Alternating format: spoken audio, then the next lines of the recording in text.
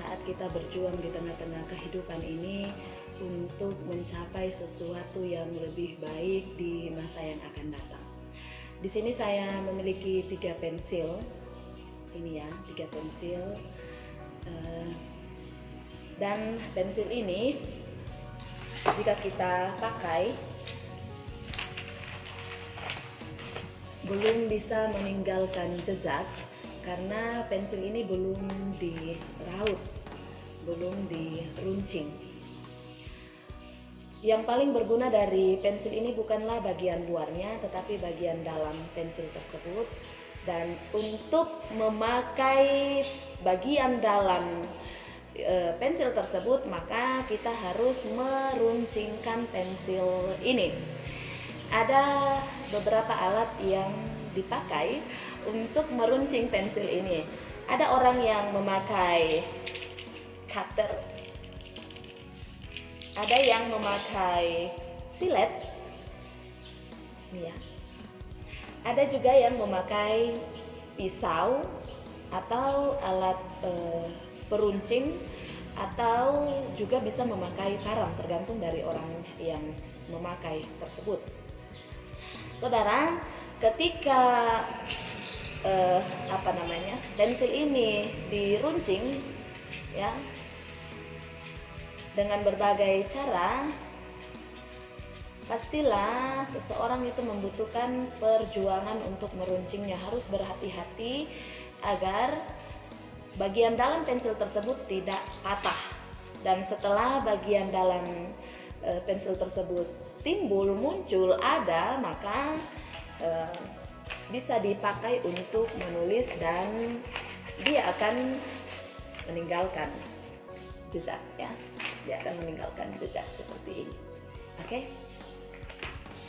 Saudara, apa yang saya ingin katakan kepada kita tentang ilustrasi pensil tersebut? Kita di tangan Tuhan itu ibarat pensil. Di dalam diri kita, Tuhan sudah memberikan sesuatu yang bermakna, sesuatu yang bisa berguna bagi orang lain. Namun, untuk berguna bagi orang lain, untuk bermakna bagi orang lain, harus ada proses yang kita harus lewati. Proses itu namanya proses peruncingan. Cara Tuhan meruncing kehidupan manusia, meruncing kehidupanmu itu dengan berbagai macam cara. Lewat pergumulan, lewat tantangan, lewat sukacita, lewat duka cita, dan masih banyak hal yang lainnya. Dan setiap orang berbeda proses peruncingannya. Ada yang memakai cutter, ada yang memakai pisau, ada yang memakai silet. Saudara, perlu kita perhatikan di sini.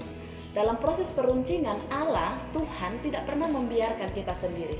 Ibaratnya ya, ini adalah kita, ya. Ini adalah kita manusia, ya. Yang dipegang oleh tangan Tuhan. Jadi ini tangan Tuhan istilahnya, ya. Ibaratnya, contoh, ini tangan Tuhan. Dan cutter ini adalah pergumulan kita, tantangan kita, kesulitan kita, sukacita, duka cita yang silih berganti untuk meruncing kita untuk lebih berguna lagi. Dan ingat, sekali lagi, tangan Tuhan tetap memegang kendali. Tangan Tuhan memegang dirimu dan tangan Tuhan pun memegang pergumulanmu. Jadi tidak ada yang tidak dipantau oleh Tuhan dalam kehidupanmu. Jadi ketika Tuhan meraut kita, meruncing kita agar kita lebih berguna, lebih bermanfaat, menjadi berkat bagi orang lain, tentu bukanlah sesuatu yang mengenakan, ya. Karena yang namanya peruncingan, yang namanya raut, ya pasti kita akan merasakan kesakitan. Cutter, ya, pisau, silet, apapun alat itu tentu saja memberikan efek yang tidak enak bagi kehidupan kita manusia, mendatangkan sesuatu yang tidak enak, bahkan mungkin kita menjerit kesakitan dan mungkin hampir menyerah dan putus asa. Saudara yang sama dikasihi Tuhan, disinilah letak perbedaannya kita dengan pensil, ya. Pensil adalah benda mati, ya. Benda mati yang tidak bisa meronta, yang tidak bisa menolak, yang tidak bisa menangis dan menjerit.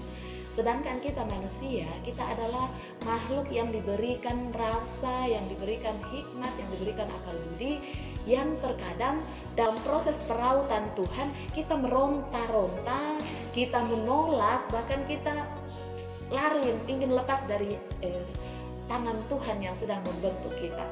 Saudara yang sama dikasihi Tuhan, tidak akan ada pernah seseorang yang akan mencapai kesuksesan sehebat apapun dia, ya, mau jenis pensil apapun dia, mau pensil 2B atau pensil biasa, ketika dia tidak tahan dalam proses peruncingan, dia tidak tahan dalam tantangan kehidupannya, pergumulannya, kesulitannya, duka citanya, sampai kapanpun tidak akan pernah bisa mengalami kesuksesan.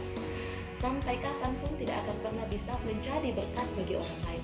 Sehebat apapun dirimu, ketika Anda tidak bertahan dalam genggaman Tuhan, dalam proses peruncingan, Anda hanya akan berakhir seperti pensil yang tidak bermakna sama sekali.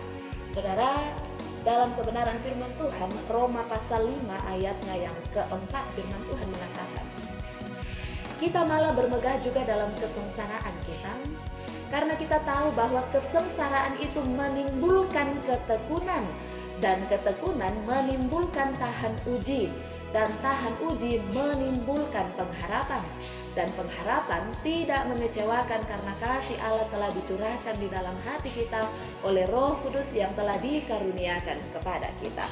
Saudara yang sama dikasihi Tuhan, apapun kesulitanmu saat ini, apapun yang menjadi pergumulanmu saat ini, yang membuat engkau sengsara, yang membuat engkau menjerit, satu hal yang ingin saya sampaikan kepada kita, bahwa engkau aman dalam genggaman Tuhan.